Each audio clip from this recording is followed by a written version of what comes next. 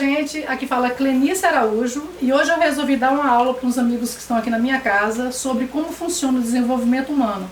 E eu vou disponibilizar também essa aula no YouTube para que outras pessoas também possam conhecer esse conteúdo que é muito importante e é um conteúdo que pouca gente conhece. É sobre o desenvolvimento humano. Então eu vou fazer aqui um gráfico e através do gráfico eu vou explicando para vocês detalhadamente. Então, isso aqui vai simbolizar a jornada do ser humano, né? Então aqui começa 0 a 6 anos.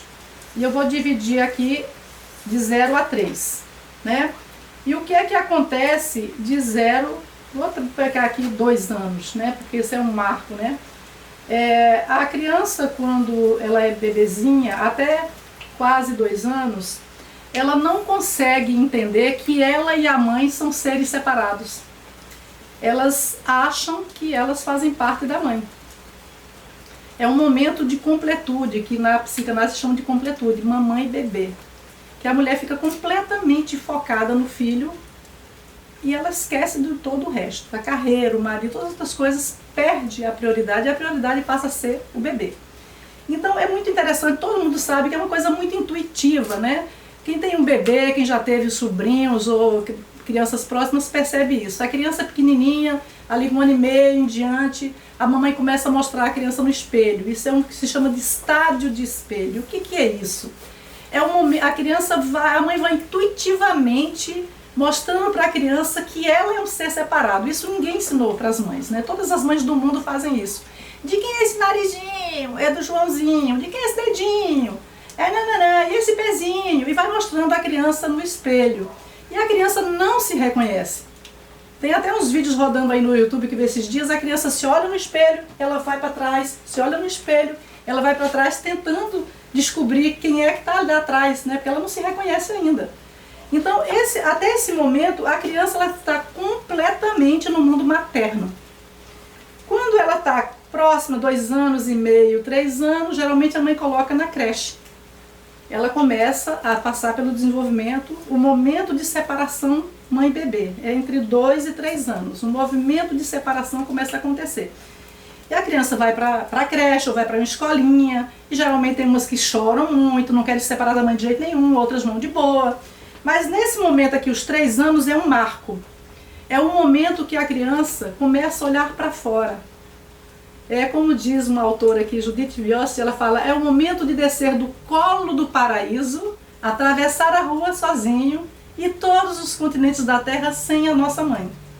Então, quando a criança faz esse movimento tranquilo aos 3 anos, ela vai ter muito mais possibilidade de realmente atravessar todos os continentes da Terra sem a mãe, porque ela já fez isso bem feito aqui.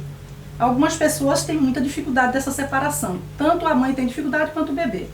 Ok, então, o que é que acontece? A criança, ela está nesse movimento aqui, né? De sair do colo da mãe e para atravessar os continentes. Entre os 3 e os 6 anos, é um momento de grandes experiências, onde muita coisa acontece. É um momento que a criança está na escola, que ela se lembra das coisas, né? Então, assim, é difícil, eu não tenho histórico de pessoas me contando histórias de 2 anos. Ah, eu tinha 2 anos quando tal coisa aconteceu. Mas eu tenho muitos históricos extremamente interessantes de crianças. Eu tinha 2 anos e meio, e a minha mãe me levou para uma escola e eu odiei aquela história. E eu chorei. No segundo dia eu chorei. No terceiro dia, a diretora não aguentou e chamou a mãe, leve sua filha, ela não tem condições de ficar aqui. Eu estava quase passando mal. E aí eu saí de lá da escola e minha mãe me colocou em outra e correu tudo bem. Eu não sei o que aconteceu naquela escola. Então, o que é que acontece? Às vezes a criança não tem a linguagem ainda para falar do mal-estar dela. Por que é que ela está com aquele mal-estar todo?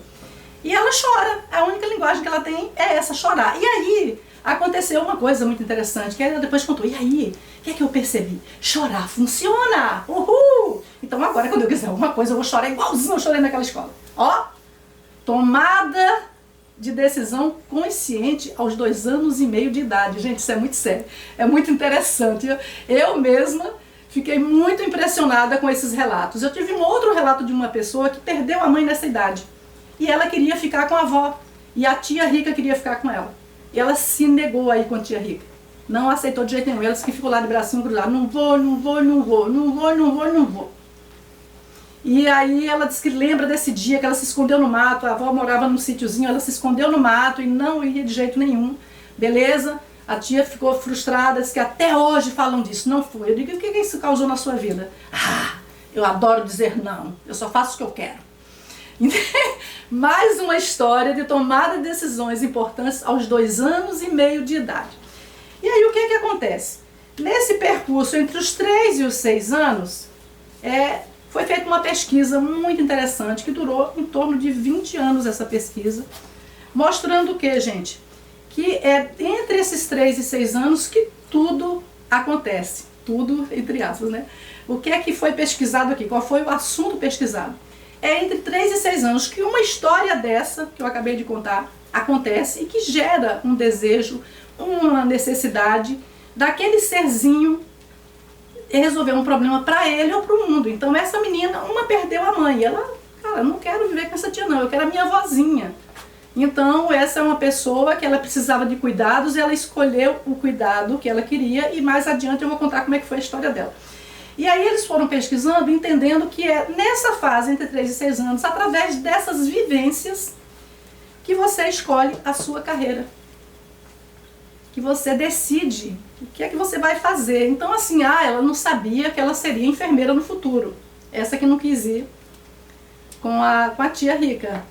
A outra não sabia que ela seria uma grande gerente de uma grande corporação, naquele momento que ela descobriu que chorar funciona. Né? Mas ela já entendeu, de alguma forma, como funcionar na vida a partir dali. Né? Então aí vai, né? Você chegou aos 6 anos, então nesse ponto aqui, você teve uma experiência que pode ter sido uma experiência muito boa ou uma experiência traumática. E essa experiência vai determinar o teu futuro, de alguma forma, até que você tome consciência dela, e se não for boa para você, você pode mudar. Então, seguindo aqui o movimento da vida, você vai dos 6 aos 12, que a gente chama ainda de infância, né? Até aqui ainda é infância. A criança vai se posicionando com os amigos e se afastando daqui, do colo da mãe. Ela vai criando o seu grupo, interagindo, e a criança que ela faz bons relacionamentos nessa fase, ela vai ser uma criança com um bom desenvolvimento futuro. Né? É uma fase que ela ainda é criança. Quando ela chega aqui, nos 17 anos mais ou menos, essa fase aí riquíssima, de 5 anos, é um momento super decisivo. Né? Essa fase aqui, a criança ela passa por perdas muito grandes. Né? Ela deixa de ser criança, então ela perde aqueles pais da infância que resolvia tudo para elas, que ia lá na escola reclamar, que escolhia a roupa, não sei o que lá, e ela começa a se juntar mais ao grupo. O grupo passa a ser muito mais importante do que papai e mamãe neste momento. E não tem nada de errado. A gente chama na psicanálise a síndrome da adolescência normal, porque é normal. A criança está crescendo, ela está assustada com o próprio crescimento, está mudando, as meninas já estão mulheres nessa fase, já nasceu peito, já menstruou, os meninos apareceu barba, voz grossa. Há um estranhamento muito grande e eles tendem a se fechar e se juntar apenas os amigos. E lá vamos nós andando pela vida, né? Aí chega aqui 25 anos, né? 25. Tá bem mal feito esses 5 aqui, deixa eu melhorar.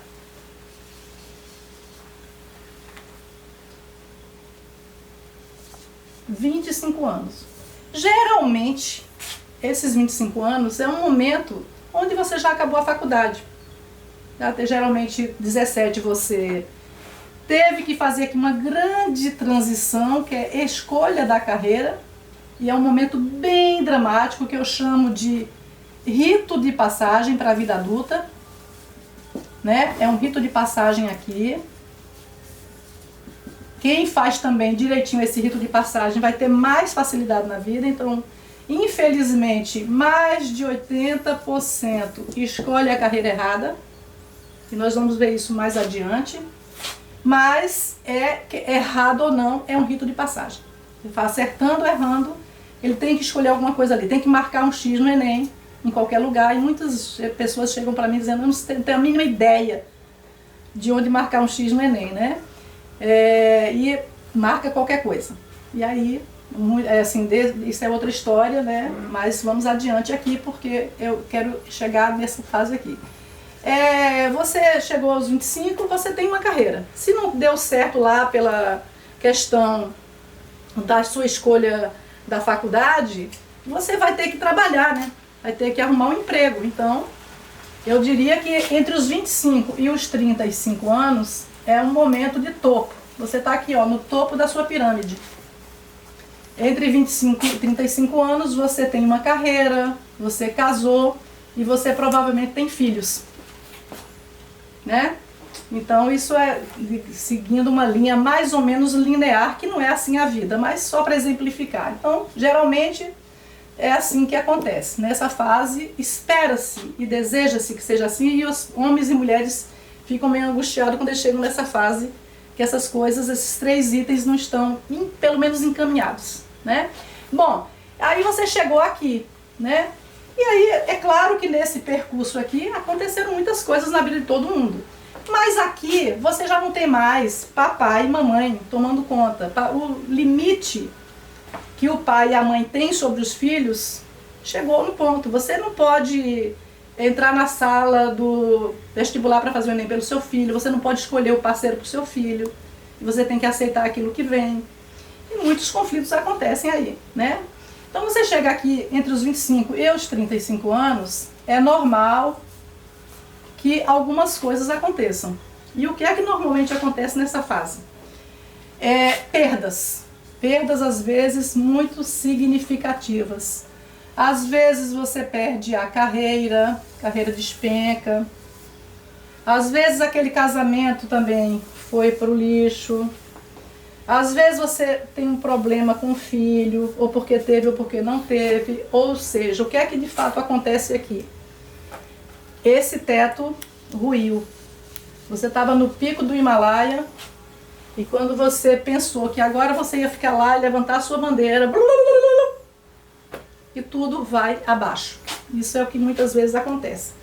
E aí o que é que eu percebi? Isso foi uma coisa muito interessante, porque essa coisa aqui que eu estou desenhando para vocês foi algo que eu percebi quando eu estava fazendo a minha especialização em atendimento ao usuário de álcool e drogas no UFRJ.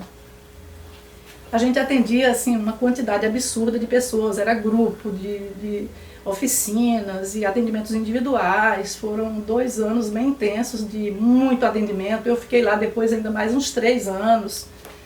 E o que é que eu fui vendo lá no IPUB? Eu vi uma coisa interessante. Primeiro, uma coisa super interessante, que todo ser humano, mesmo aquele que é atravessado pelo uso da droga, que tem a sua carreira destruída, tem a sua vida destruída, ele tem um momento de pico aqui de saúde. Então, nem todo é um preconceito, é uma falta de informação achar que os usuários de drogas não trabalham muito bem, por sinal, têm carreiras e tudo mais.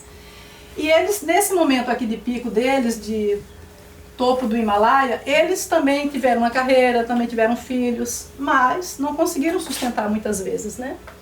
E o que é que eu percebi para aquela clientela específica? É que eles todos, de um modo geral, voltavam para a casa do pai. E eu me lembro muito de uma colega da especialização muito jovem, que ela chegou um dia na sessão clínica e falou: gente, eles são crianças! Eles são crianças! E aí eu me dei conta disso. Eu falei: o que é que a gente pode fazer para trazer esse povo de volta para recolher os seus caquinhos? Como que a gente pode, enquanto profissionais de saúde, psicólogos e orientadores, o que é que nós podemos fazer para trazer essa pessoa de volta, né? E aí o que eu percebi é que a única chance é você recolher todos os seus caquinhos e vagarosamente, degrau a degrau, você retornar para a vida adulta. Porque ficar aqui, o que é voltar para a casa do pai? Isso aqui é uma coisa que eu não expliquei ainda. Esse voltar para a casa do pai não significa que você vai voltar a morar com o seu pai. Significa que você vai voltar para as crenças que você criou aqui. Então aquilo que você negou, que você foi saindo, ah não, você não sabe nada, né? Quando você vai chegando nessa fase do 12 a 17, os pais não sabem de nada, né? É a fase da negação. E é normal e natural, porque o ser humano precisa se diferenciar. Então, quando ele cai, quando o teto dele cai, ele começa a dar razão ao pai. Ah, meu pai sempre dizia. Meu pai dizia que eu não servia para ser professora. Tá vendo? Eu fui teimar, olha que deu. Deu ruim. Ele falou, ele sabia das coisas. Meu pai falou para eu não montar negócio, para arranjar um emprego. Agora eu fui montar um negócio, ó, quebrei. Então, esse é o movimento, né, de volta à casa emocional. Das crenças, daquilo que você tanto negou e quis se diferenciar. E aí a questão é, será que o seu pai tinha razão mesmo? Ou só porque você caiu aqui, você não pode recolher suas pedrinhas e reconstruir o seu caminho? Será que ele estava totalmente certo? Será que ele tinha todos os conhecimentos que você tem hoje? Que ele tinha todas as experiências, a tecnologia que nós temos hoje? Então, isso aqui é que eu vi, assim,